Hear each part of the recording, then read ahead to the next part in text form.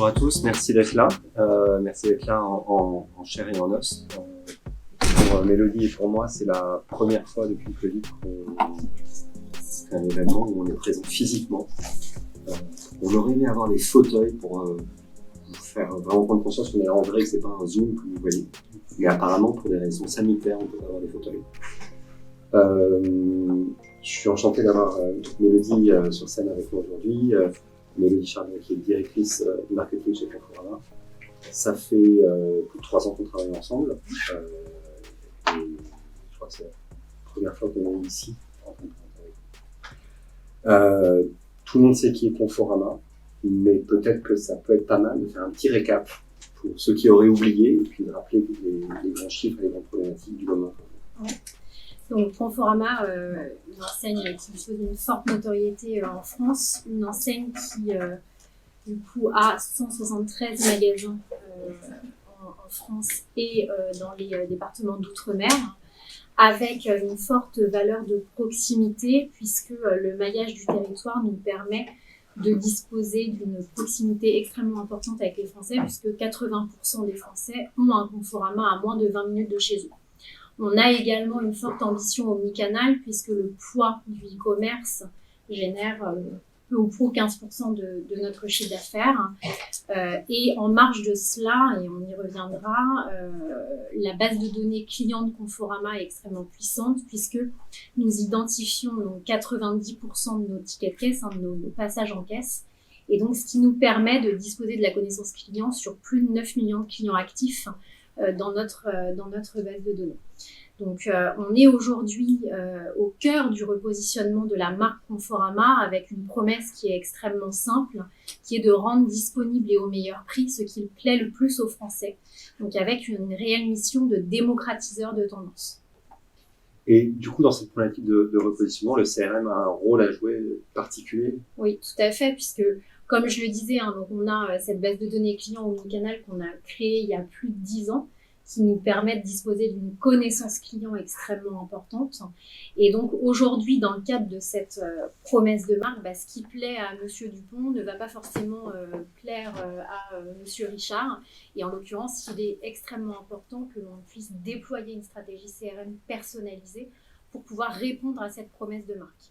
Donc aujourd'hui, on a une stratégie CRM d'envergure sur laquelle en fait Tiny Plus nous a aidé à apporter cette personnalisation de façon très prégnante. Donc on va évidemment revenir, donc le format de l'atelier c'est vraiment une conversation, on va passer quelques slides que vous voyez défiler, mais on va essayer de faire une conversation et puis surtout avoir vos questions. Avant de raconter ce qu'on fait ensemble depuis 3 ans, ça vaut peut-être le coup de décrire ce qu'était votre CRM avant, donc avant 2018.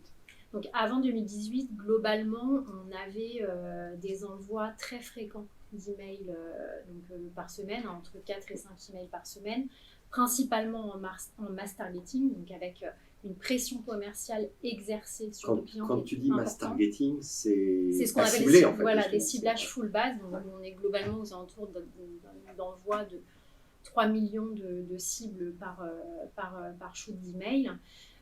Et donc, on avait une configuration où globalement, on était sur 90% de mass targeting et 10% de trigger. Donc là, en l'occurrence, des emails extrêmement pertinents sur des faits, du retargeting avant le panier, du retargeting relance navigation, etc. Mais en tous les cas, la masse de ce qu'on pouvait faire en non ciblé était extrêmement importante. Et donc, du coup, on s'est retrouvé dans une situation où la base de données venait à se fatiguer. Et donc une pression commerciale extrêmement importante sur nos clients. Et en marge de cela, on avait une demande de plus en plus prégnante de nos commerciaux et donc de nos marques partenaires à venir travailler en fait des opérations de trend marketing.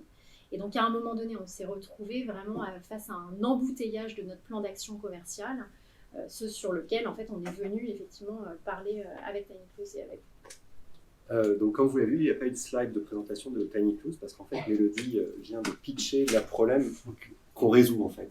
C'est quand on a préparé cette session, on a justement échangé sur quel était le mix entre ces deux formes de marketing.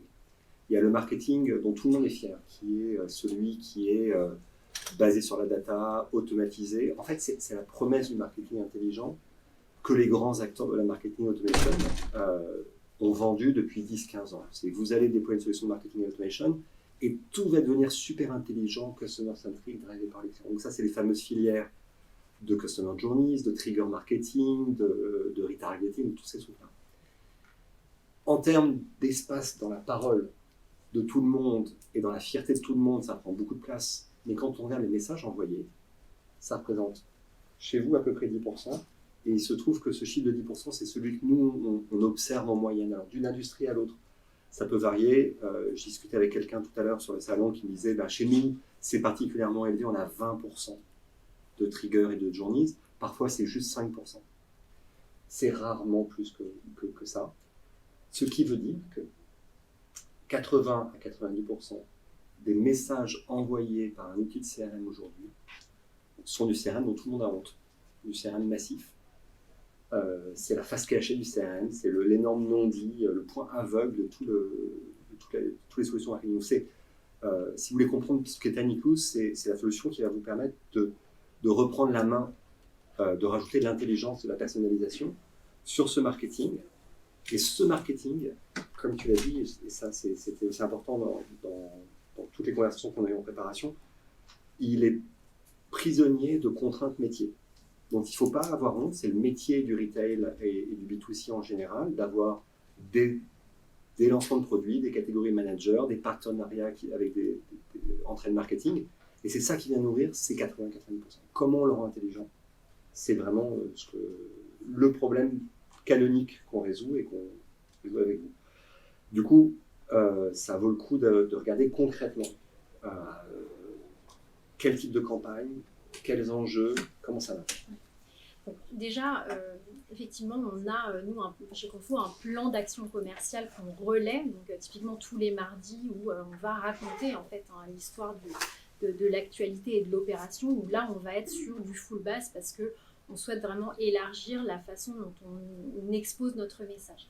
Ensuite, il y a une première typologie de campagne qu'on va cibler de façon très précise, qui est en fait justement la relance de ces actualités commerciales. Donc, on va, dans une actualité commerciale, avoir des produits stars sur lesquels on va vouloir aller chercher la bonne cible qui est intéressée par ces produits stars. Donc TinyClous nous aide dans ce premier cas.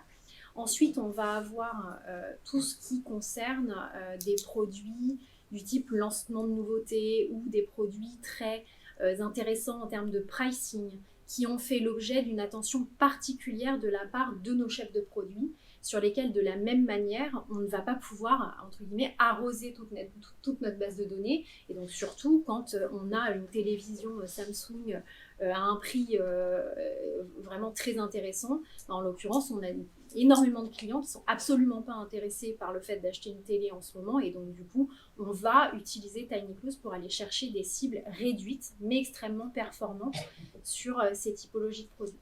Et puis la dernière typologie d'opération sur laquelle on utilise TinyClous et de façon très très très régulière, c'est donc ce trade marketing sur lequel on va nouer des partenariats avec des marques qui vont nous demander d'aller cibler des typologies de clients pour relayer soit la marque dans sa globalité, soit des produits en particulier. Et là, en l'occurrence, ça fait vraiment l'objet d'une négociation importante par notre direction commerciale. Et donc, notre rôle au marketing est vraiment d'aller chercher la bonne cible pour pouvoir créer ce lien de confiance en fait avec les marques partenaires et donc créer un cercle vertueux dans la relation et puis évidemment démontrer notre discours d'expertise auprès de nos clients grâce à ce ciblage extrêmement précis. Peut-être pour en 2 mots expliquer en quoi l'approche est différente. Historiquement, les méthodologies de ciblage étaient soit du massif absolu, soit l'utilisation de critères explicites. Mais une télé Samsung, à part un type qui l'a vu dans la semaine qui a passé, mais celui-là il est déjà dans le retargeting, dans les trigger marketing, et c'est tout petit en volume. Donc si vous voulez faire une campagne pour faire plaisir à Samsung en trade marketing, il faut aller chercher peut-être 10-15% de volumétrie de la base. Lesquels? Sur la base de quoi? Sur la base de quels préjugés? Donc c'est ce problème que la technologie de TinyClous permet de résoudre, sur la base de vos données first party, mais en remplaçant les règles simplistes, arbitraires, par de l'apprentissage profond, en fonction des derniers patterns d'achat, comprendre tous les prédicteurs dans la base de données, en quoi ils influent la probabilité d'achat de chaque personne. Ce qui, sur le papier, est une très belle promesse de ciblage. Qu'est-ce qui a fait que vous avez été convaincu que cette approche, qui est en soi assez révolutionnaire, remplacer du massif par du ciblé, fonctionnait et était la bonne pour vous? Qu'est-ce qui, dans le processus de déploiement, vous a fait voir et vous dire, bah oui, effectivement, la promesse n'est pas juste belle, en plus elle délivre? En fait, il y a vraiment deux choses. Un, il y a la preuve par l'exemple. Clairement, on a essayé et on a vu des performances agrémentées de façon très significative. Donc, si je dois donner quelques KPI, un email ciblé présente un chiffre d'affaires à l'envoi peu ou prou supérieur avec un facteur 2,7 par rapport à un email en mass targeting. Et donc nous, chez Confo, on a, comme j'imagine chez beaucoup, l'habitude de geler des populations témoins sur nos ciblages CRM et de calculer un chiffre d'affaires additionnel à l'euro investi. Et en l'occurrence, on a vu les premières années d'utilisation de Tiny Close une augmentation de peu ou prou entre 20 et 30% de ce chiffre d'affaires additionnel généré par le CRM sur une année. Donc ça, c'est vraiment le premier point qui est, je dirais, crucial. C'est-à-dire qu'une solution, elle est acquise en interne parce qu'elle fonctionne et parce qu'on démontre ce fonctionnement. Et puis, l'autre point, c'est que au-delà des équipes marketing qui ont été assez rapidement convaincues, parce que les équipes marketing sont nativement en fait acculturées à la data et acculturées à la performance, on a aussi acculturé en fait toute l'entreprise. Alors c'est un travail de longue haleine parce que ça nécessite de pouvoir expliquer très régulièrement aux commerciaux comment est-ce que les choses fonctionnent, ce qui fonctionne bien, ce qui fonctionne moins bien, et en l'occurrence de déployer aussi des reportings hebdomadaires, des reportings quotidiens. Donc c'est vraiment infuser cette culture de la performance en interne, pas uniquement sur les équipes marketing, mais aussi sur les équipes qui sont en lien avec justement ces marques partenaires, parce que pour aller négocier avec les marques partenaires, en réalité, il faut que les personnes en charge de ces négociations soient elles-mêmes convaincues, et ça a été... voilà, ça ne se fait pas en 15 jours, clairement, mais en tous les cas, on voit clairement des signaux très positifs depuis globalement 1 an et demi chez Confo sur cette acculturation interne. Donc il y a un cycle d'adoption qui commence par une preuve factuelle lors de campagnes de test très protocolaires, je dirais, parfois même un peu artificielles. On fait exprès certaines campagnes en double pour mesurer. Quand on préparait l'exposé, tu as dit un truc qui moi m'a frappé, c'était que la même année, vous aviez testé d'autres solutions, vous ne pouvez pas les nommer, mais de dire qu'il ne suffit pas qu'une solution délivre un uplift pour que ça convainque. Et ça, je trouvais ça intéressant. Tu as parlé d'un gain au niveau des campagnes isolées de performance à facteur 2,7, ce qui paraît énorme. Alors, c'est les chiffres qu'on voit, c'est pas forcément 2,7, ça dépend vers quoi vous comparez. Ça peut être si vous avez déjà en place des outils de ciblage assez puissants, vous allez peut-être avoir plus 30, plus 40, plus 50, plus 60%. On a parfois fait du x2,5 face à d'autres approches de ciblage, et face à du massif, ça peut être du x2, x3, x4, tout dépend de la configuration de votre base. Et c'est toujours massif. Et on pourrait penser que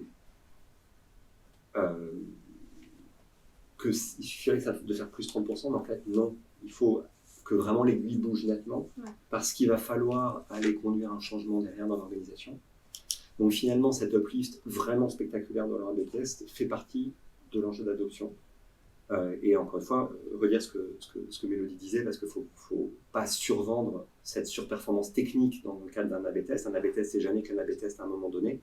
Ce qui compte, c'est ces campagnes ciblées, c'est qu'une partie de votre CRM. Sur le CRM global, combien vous allez gagner? Ce chiffre de 20 à 30% est assez courant. C'est visiblement la marge de progression qu'on arrive à ouvrir avec ce genre de technique. Par rapport à un programme CRM, il y a une marge d'aller chercher 20 à 30% de CA incrémental sur le CRM au global. Là-dessus, on peut se lancer dans une transformation interne. La solution est rentable dès les premiers quarters, parce que sur les ciblages isolément, il y a un uplift significatif qui permet de l'amortir. mais au fil des quarters, donc si tu dis depuis 18 mois, la conduite du changement, elle a fonctionné, donc il faut finalement 1 an d'usage pour aller capturer cette valeur transformationnelle, plus au niveau de l'organisation. Et ce qui me frappait dans la vie, quand on en parlait tout à l'heure, c'était que ce n'est pas juste vos commerciaux en interne, mais également vos partenaires de trade marketing qui eux-mêmes valorisent maintenant, parce qu'ils ont appris la plus-value du point de vue de leur propre marque, d'être dans des campagnes ciblées plutôt que dans des campagnes massives. On pourrait croire qu'un partenaire de trade marketing est accro à spammer toute la base. Et en fait, quand c'est bien amené, quand les KPI sont là, ils préfèrent aller taper les bons 15 ou 20% de la base. Et ça, c'est assez fascinant parce que finalement, vous leur vendez moins et ils l'achètent mieux en quelque sorte. Complètement.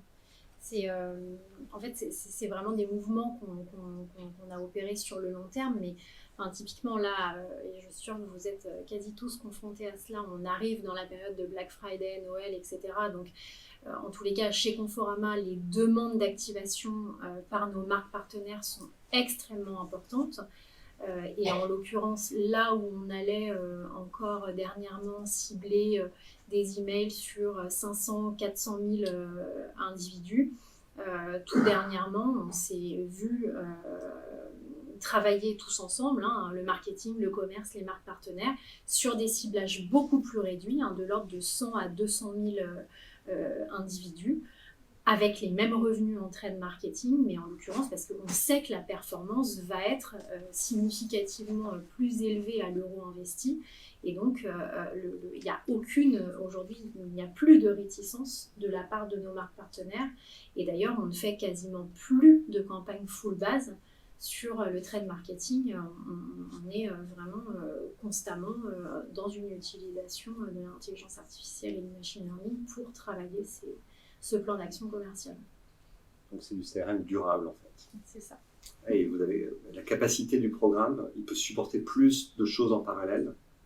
Le volume d'envoi, lui, n'est pas réduit au global, mais par contre, il faut passer plus de messages différents. D'accord.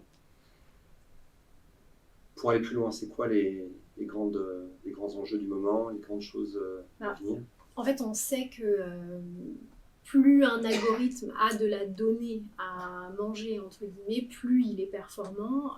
Aujourd'hui, on a un chantier important chez Conforama de développement d'un écosystème data qui doit être d'envergure, donc notamment avec l'adéquation des données transactionnelles, omnicanal, mais également les données de navigation du site internet, d'autres données first party, les données logistiques, etc. Et donc l'objectif, c'est vraiment d'aller accélérer en fait la donnée qui est inputée dans TinyClose pour pouvoir améliorer de plus en plus les performances des algorithmes et donc aller plus loin finalement dans cet uplift de chiffre d'affaires additionnel du programme CRM, et tout cela dans un écosystème global autour de la gestion de la data chez Conforama. Et on peut citer l'environnement technique dans lequel vous avez... Oui, on est sur la Google Cloud Platform. Ouais. Il se trouve que nous, on est partenaire de Google Cloud, donc c'est la présentation TinyClose, mais on est très content de voir le choix de Conforama. On n'est pas exclusivement réservé aux clients GCP, mais c'est vrai que c'est un accélérateur. C'est important de comprendre les différents maillons de la chaîne de création de valeur autour de la data. Où est-ce que la data va être concentrée, rendue accessible, requêtable, interrogeable, etc. Ce qui est l'une des fonctions de ce qu'on appelle des Customer Data Platforms. Et il se trouve qu'il y a de plus en plus d'acteurs de retail qui, comme Conforama, choisissent un cloud public pour mettre leur data, jouant le rôle ici d'une Customer Data Platform. À l'opposé, il y a l'activation, qui est les solutions de marketing automation ou de médias sur la base d'une identité résolue, donc first party, que ce soit de l'emailing, du push mobile ou du média payant par des custom audience. Et le positionnement de TinyClose est entre ces deux maillons extrêmes, être l'endroit où les décisions se prennent, c'est-à-dire la brique d'intelligence. On ne remplace pas le stockage de la donnée, on ne remplace pas l'activation. Par contre, on permet aux équipes CRM de prendre les bonnes décisions, d'exécuter le plan marketing le plus intelligent et le plus efficace possible. C'était ce qu'on avait prévu comme conversation. On a voulu laisser du temps pour les questions. Avant de passer aux questions, est-ce qu'il y a quelque chose qu'on a oublié? Non, peut-être dire aussi que Tiny Clues permet d'industrialiser en fait toutes ces démarches, parce qu'en réalité, nous, l'accélération du plan trade marketing, par exemple, il n'aurait pas pu se faire avec ce que David a appelé les ciblages manuels par l'équipe data, parce qu'on n'est pas staffé pour. Et en l'occurrence, quand il faut déployer 3-4 opérations de trade marketing toutes les semaines, en réalité, seule une plateforme automatisée permet en fait la réalisation de cela. Donc, au-delà de la performance que Tiny Clues apporte, on a aussi une capacité de productivité qui est beaucoup plus importante que ce qu'on avait antérieurement. J'en profite pour dire qu'on n'a pas mis de pitch détaillé, produit, présentation de produit. On a évidemment un stand, on sera ravis de vous faire une démo produit. Si vous voulez, si vous n'avez jamais vu l'interface de Tiny Clues, pensez à la chose suivante. Vous avez probablement un fichier Excel que vous partagez de manière hebdo par mail avec votre plan d'animation commerciale de la semaine prochaine. Qui a un fichier Excel comme ça ici? Vous pouvez lever la main. Okay. Excel n'est pas une solution marketing. Donc, dès qu'il y a un usage pervers d'Excel, ça veut dire qu'il y a la place pour un outil qui fait ça. La vue centrale de Tiny Clues, c'est un calendrier dans lequel vous déclarez vos thématiques de campagne, mais sans a priori de ciblage. Et ça va résoudre la construction d'audience en fonction des contraintes éditoriales, pas plus d'un email par jour, pas plus que 3 par semaine, ce que vous voulez en fait, de façon dynamique. Quelle est la meilleure allocation sur tous les canaux, de manière visuelle, intuitive, en quelques clics et sans besoin d'expertise technique. C'est un outil de production et de productivité.